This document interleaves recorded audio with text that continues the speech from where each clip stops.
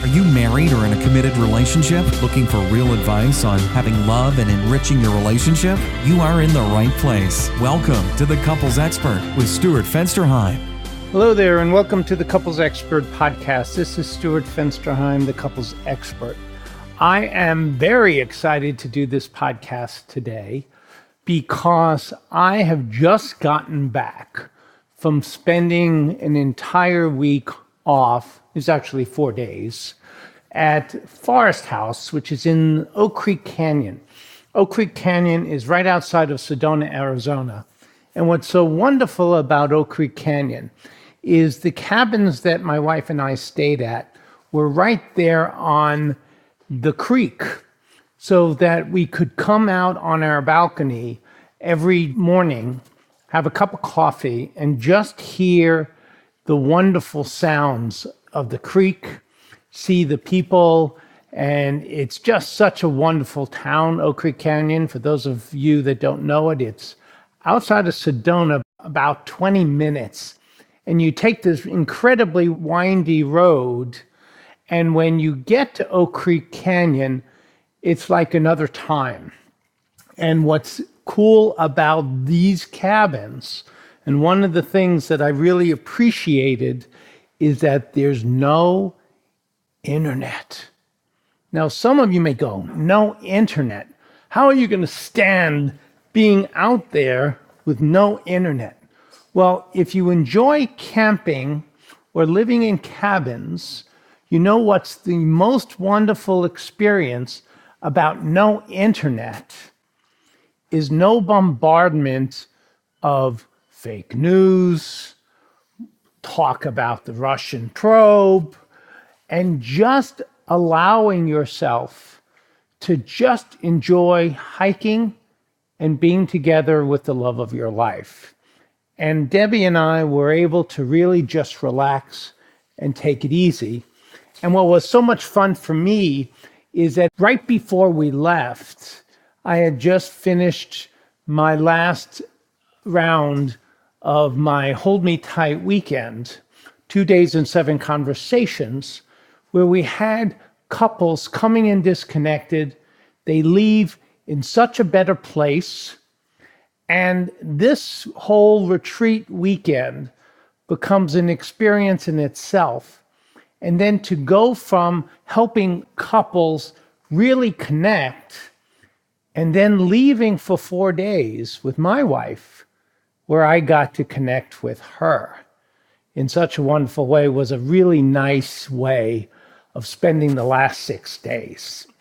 We stayed at a cabin called the Cloud House there. And those of you that live in Arizona who may know Forest House, this is a 2-story cabin there. And what's sort of interesting about it, it actually is a cabin that I learned about by a woman that I dated right before meeting my wife. And she took me there. She took me to this cabin called the Cloud House, and I've been wanting very much to take my wife there. And as you may imagine, unless you have a secure relationship, she might have an issue with this. And what's interesting is I hear a lot of couples talking about that I don't want to do anything that you may have done with an old girlfriend. So what that is really about is insecurity of a relationship. And because my wife and I have worked so hard being very secure and everything's out on the table, she knew we were going there. She knew that I met, and here's the more interesting one, the woman who took me there. Her name was Debbie also. So I must have a thing for Debbies. And I also have an aunt named Debbie who I love very much.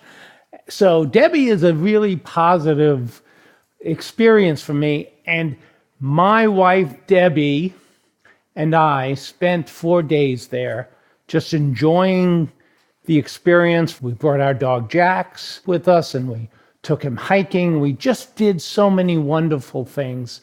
And I just want to say that I am so excited about being back, and that I'm glad to be able to do this podcast on financial infidelity. And what's wonderful about this podcast is what I hope it becomes for all of you listening is really an intellectual and emotional experience. Because infidelity, as we all know, has to do with a trust violation, and there's nothing that can destroy a relationship more than a trust violation. And that the financial infidelity is one of the few infidelities that don't really get talked about. Now, how did I come about doing this and coming up with this idea of having this episode be this is a couple weeks ago, my wife and I were going to a party, a Cinco de Mayo party. This is a couple that we're very good friends with that does this party almost every year. But this year, it's Cinco de Mayo and Kentucky Derby, both on the same day, which is pretty cool. And we wanted this year to get dressed up because we've never really done that. So what we decided we were going to do is have this party be more fun than usual because we're getting dressed up. So I went online and I purchased a hat, a Kentucky Derby hat, and she did the same. And we're putting little horses and we're doing all of these things. And I started to think about, these parties sometimes can get expensive. If we're not careful, the cost of the hat, the cost of the decoration, all these different things can get pricey if you're not careful. When I went online looking for a Kentucky Derby hat, I saw them anywhere ranging from $5 to $500. And I wanted to do this. And my wife wanted to do this. But one of the problems is, and some of you may know this, but a lot of you probably don't, I tend to be very cheap, and buying things can be difficult for me, and spending a lot of money is something that stresses me out. And let me give you an example of what I'm talking about. We just recently had to replace a part in our air conditioning. And there's a part that went out, and that if we don't do the part, it's going to cost us a fair amount of money. And what I focus on is the fact that this service call was going to be about $800. And I was telling my wife that I really don't want to spend that kind of money. And she began to figure for me what we would save from our electric bill having this part, and it was more than what it would cost us for the repair. And I was struggling with doing that. Money in our relationship at times can be a really difficult thing if we don't talk about it. And money in a lot of relationships do that. So what ends up happening for some couples is they begin to avoid telling their partners about money spent. And that little task, that little thing of not sharing how much something costs you or how much you spent on an item can become a major trust violation in your relationship. Let me give you some examples of what I'm talking about. If you go and you buy an $1,000 set of golf clubs and you hide that from your partner, or you lie about how much it costs, or you take the money from an account that your wife or husband may not know about, that's a violation. If you go to a nail salon and you spend $300 on a manicure and a pedicure, and you don't tell your partner you just did that, that could be a trust violation. If you're wanting to buy your partner a present, a Christmas present, a birthday present, and you know that they really, really want a dog, and you really, really, really want to buy it from a breeder, but your partner asks you to not do that because of the cost, and you do it anyway, but you don't tell them where you really got it, that's financial infidelity. You're lying. It's a trust violation. Opening up a checking account that your partner doesn't know about and putting a few dollars away for a rainy day and your partner doesn't know you're doing it, that's financial infidelity. And so often what ends up happening is we do these kinds of things not recognizing how much of a violation it is. So what we're going to be talking about on this episode of the Couples Expert podcast is we're going to talk about infidelity that doesn't typically get talked about. Because typically we hear about physical and emotional violations, infidelities, but we don't usually talk about how much of a violation it is when one partner lies, and there's no other way of saying it, it is a lie, about money issues. And what ends up happening for a lot of folks is they begin to think about, if my partner is lying about this, what else are they lying about? If I can't trust that I know where our money is going, what else is missing? Are there stocks and investments that my partner has squandered away? Is my lifetime retirement money secure and safe, or has my partner spent it on something that they wanted and didn't tell me about it? You see, nothing is more tragic than a violation of trust and an inability to see your partner as someone who has your back. Anything that happens then gets triggered through those lenses. And if there's no money in your accounts, what would you do? Will you end up homeless? Is your partner putting money away because they're thinking about leaving you and they need money for a rainy day for that one day when they do? Betrayal is betrayal is betrayal. And if we don't have a stable confidence in your financial future, what does it mean about your partner and whether or not they truly are interested in your well-being? There are so many things that come up around this issue, and some of them have to do with your family background, and did you come from a poor background, a well-to-do background? But lying is lying. There is no such thing here when it comes to your finances as a white lie. White lie is a lie. And when we're talking about our resources that also impact the children and their future, what kind of anger and rage does that bring up? So what we need to do here when we're talking about this is recognizing that financial infidelity can be truly a sticky wicket because sometimes it's difficult to define. So what I want to do is define it for you. And that I want to have us really understand that there's a lot of levels here, and that how you to handle your finances, whether you have separate accounts or joint accounts, we need to have it all on the table, that having a separate checking account doesn't mean that you have privacy about what's in your accounts. This is our money all the time. When you're in a marriage, when you're in a relationship, you have to see your financial possessions, your investments, your cash, your home, and everything. There is no separation here. Whether one of you makes more money than the other, there is no separation. It's our money.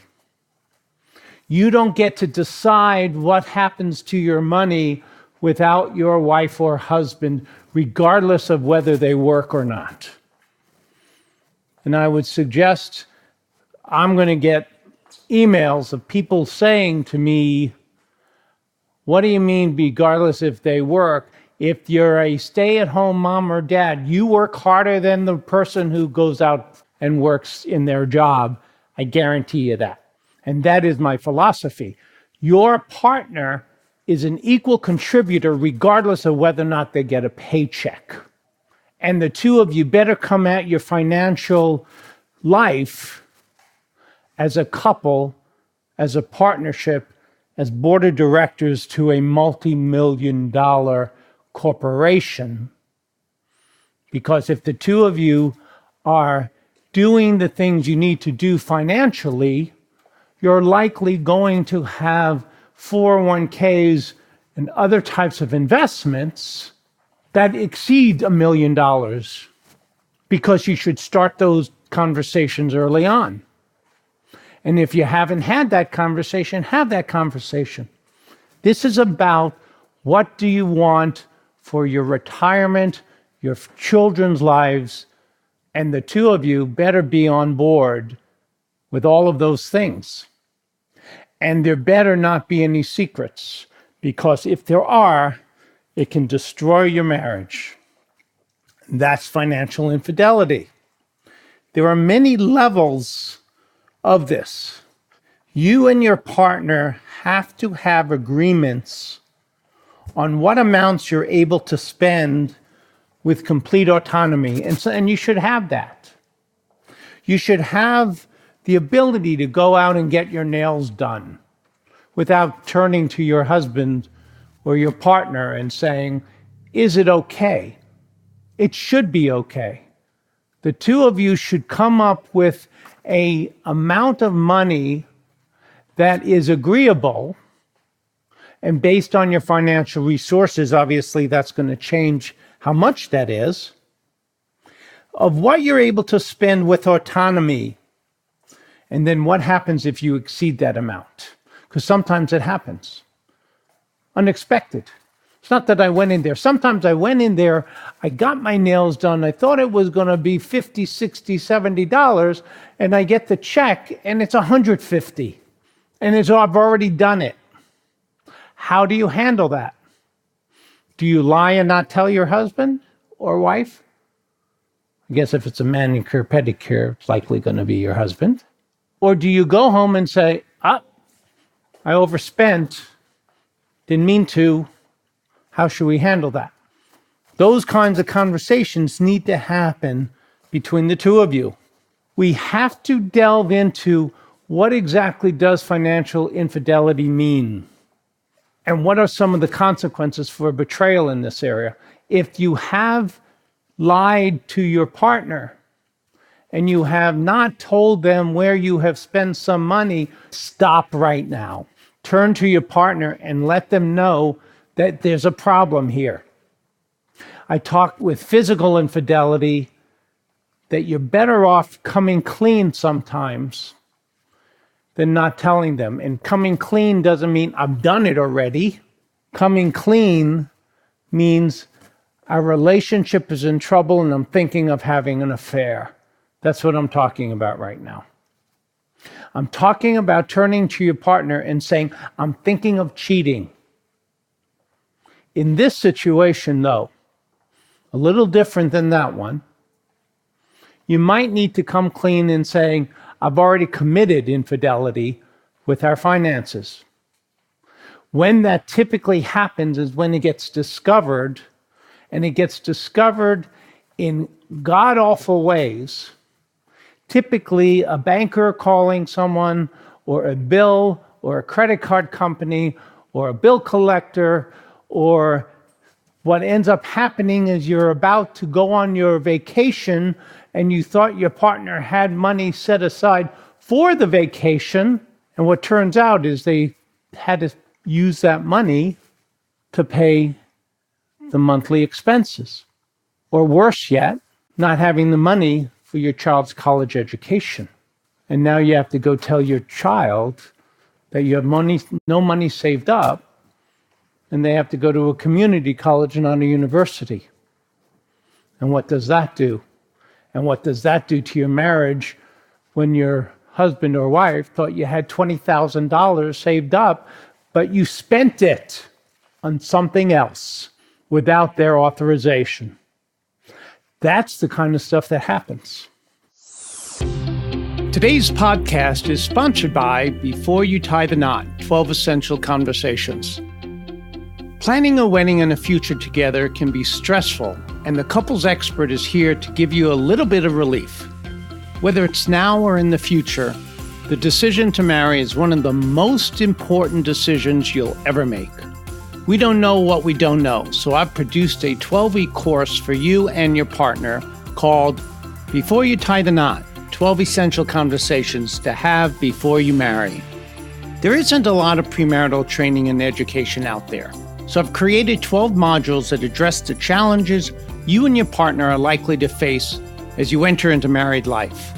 This course is taken at your pace. There's no time pressure, and I've included some fun challenges and bonus exercises for you and your partner to explore and learn together. I'll be lending support as you go through the course by live Q&A sessions and discussions in a Facebook group exclusively for those of you going through the program. Before You Tie the Knot covers many of the issues and discussions that couples need to have before they get married, included family planning, finances, work-life integration, spirituality, and more. Go to www.thecouplesexperts.com for Before You Tie the Knot and find out what you need to know for a successful and happy marriage. So the question that comes up is your spouse committing financial infidelity? How do you know if it's happening? I think everyone should have access to every single type of investment and resources.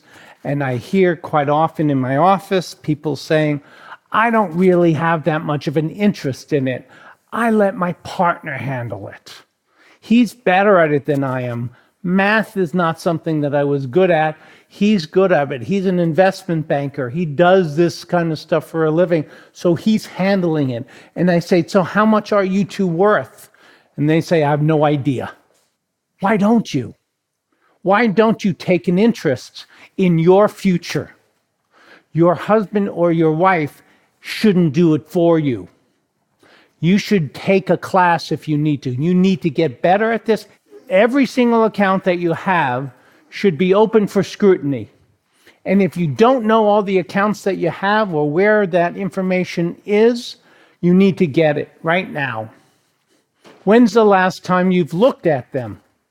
When's the last time you ran a credit report on both of you? I think there's these free annual credit reports. Everyone should be running at least every year or two an entire credit report to see every single thing that's listed. You should do that together. You should sit down together quarterly and go through the books.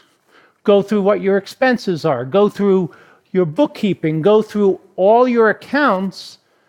And I'm hoping that most of you have someone that you meet with that's a financial planner or someone to help you, making sure that all the things you're doing are working for you.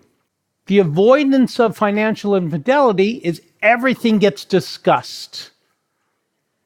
When I turn to some couples who come to see me in my office, and I ask, how much does your husband make in his job?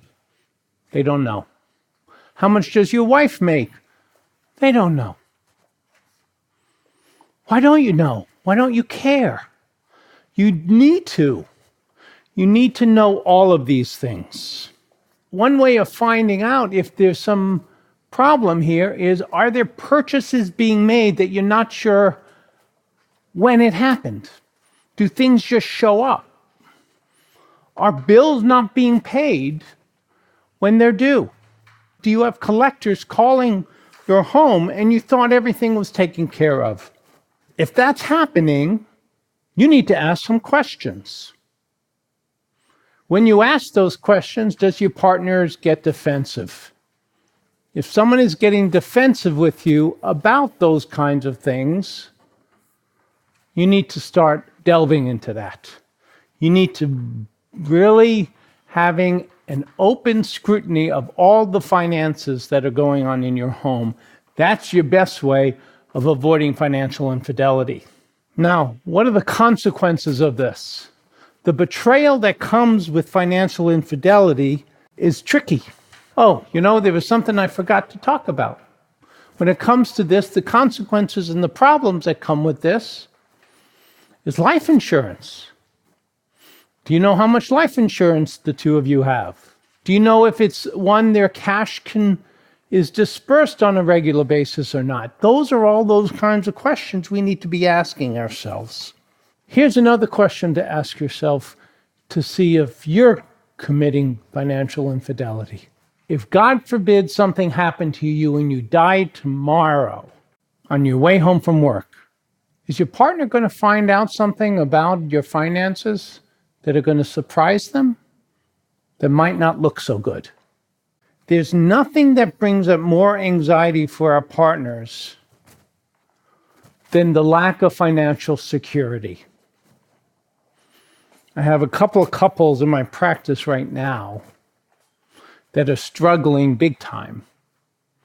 And part of that struggle is because they don't feel that their partner is interested in securing their relationship financially. That there's a will and they're not a beneficiary in it. These are couples that are not married, as a matter of fact. It's a little different if there is a marriage, maybe worse. You need to feel secure that your relationship has an element of reality in it that is about a secure financial future for both of you. If anyone is hiding money, there's a serious problem in the relationship. If you're hiding purchases, there's a serious problem in your relationship. If there's impulse buying and you're not talking it over, there's a serious problem in the relationship. If there are financial questions that are being asked and not just being forthcoming, and the two of you aren't discussing them openly and freely, there's a problem in your relationship. You should be having these discussions, as I said earlier. So, how do we move beyond this? And I think the way we move beyond this, for the most part, is full disclosure. And you need to be willing to be open about what's been going on. If you've had any of this kind of deception, I highly recommend avoiding separate checking accounts. Everything should be a joint account. You need to be sitting down together and going through the bank accounts and checking statements, and both of you should be receiving those statements, and you should be looking them over together to making sure that there isn't anything going on that you're not aware of. Talk to each other about all of this, about the things you want to spend. There shouldn't be punitive actions for this discussion. We need to sort of have a come clean, my wife will laugh at the way I'm going to say this, but a coming to Jesus discussion about your finances and what it's been like and what's been going on, and that right now what you need to do is come clean. You can't go back and undo what's happened. We all know that.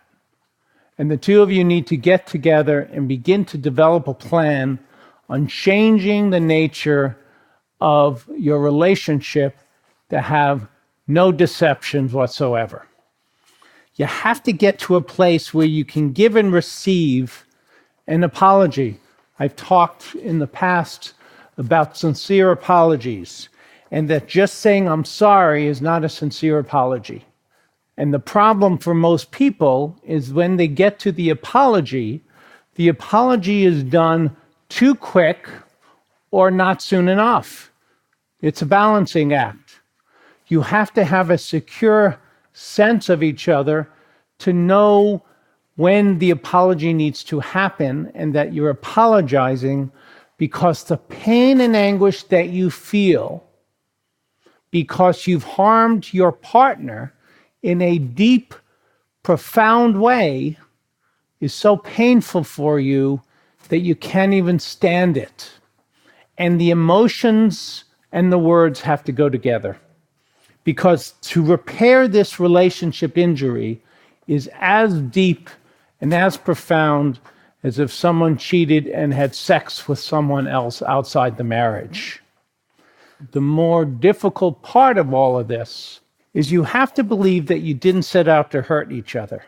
and that the hurting has to stop, which includes the blaming and punishing. You have to work on the emotional pieces at the same time as you do the financial issues. So you've got to work on open disclosure, showing each other the financial situation, talking about how we're going to heal from it, going and consulting an expert if you need to on your finances, including, I believe, if you have financial infidelity going on. There is no choice here. You need to also be seeing a couples counselor. Anytime there's a trust violation like this, you can't do it on your own. You have to have someone who's an expert, both at emotional connection and an expert of repairing a relationship that has this kind of betrayal. The emotional repair that's necessary is living with the financial consequences every single day, because these types of injuries don't just go away quickly. Every time it's time to pay your bills, you'll be reminded of it. And the financial consequences for some of you will take years to repair. And you need to be able to do that repair, looking your partner square in the face, knowing that you harmed them, knowing that they've accepted you doing that, and that the two of you are about to work every single day, committed to this relationship, repairing the financial difficulties, and that you're doing it together with love. And sometimes it means coming clean to the children and letting them know what happens. Because some of you, it has gotten to the point where you're going to have to declare bankruptcy. And then the family issues come there too. And other people will likely get to know this, in-laws, because you may need to ask people for help. These are not small issues. It's going to be a long road of working through this and learning to live with the consequences. But it's worth it. Because rebuilding the trust requires a plan and a great deal of that forgiveness. And education is so very important here. You need to learn how to properly handle your money and learn how to set yourself up for success in your future. And as I started some of this with, one of the things that I think the two of you need to be careful and know that you're doing, particularly if this is part of the problem, is regular check-ins and accounting of what you spent every month, and talking about why you spent what you spent, and was it really necessary? Talking about what you want to spend on and what is the best interest of the two of you as a couple, as a family. You don't get to just buy something because you want to buy it. You have to do it because it's a good thing for both of you. My brother and his wife just recently spent a large sum of money on dune buggies. They both were committed to it. Imagine if one of them did that without checking. Those are the kinds of things that come up. You need to make a budget together and plan to pay off all of your debt and stick to it. Avoiding these kinds of conversations creates an elephant in the room. You know it's there, but you choose not to address it until it blows up in your face like a hidden landmine. Don't do that to yourself. The best way to deal with these money conversations is to be open and honest with your partner. The more authentic you are with them, the more likely they're going to really see what's occurred as a problem and not defining the entire relationship. You have to get down to the nitty-gritty part in order for you to achieve something meaningful and strengthen your relationship once again. Not just regarding the finances, because the biggest injury, as we've talked about, is the trust. The biggest injury is feeling alone and feeling like you don't have a partner that cares about what matters to you, and all of us want to have a secure financial future because the two of you need to face life as a couple. And so often what happens is we don't do that. So these things can start out really small, it's just a manicure, pedicure, but blow up into something so big. So the amount that you spend on a purchase is a symptom to a bigger problem. If you're not telling your partner or you're hiding receipts, those are symptoms to a really big problem of a lack of trust, a lack of confidence, and a lack of being straightforward, authentic, and genuine. Don't do that. Don't hide purchases in your car. If you go and you spend $5 on something that you think your wife or your husband might say something, and then you throw the receipt away before you get in the house so no one sees it, no big deal, but it can become one. And be careful. Thank you for joining me. I hope this would spur some conversations between the two of you about this financial infidelity issue. And stay tuned for our next week's episode, which is on shopping meltdowns. How to cope with one or the other of your partners having shopping meltdowns when you're out there just looking for a good deal. Talk to you soon.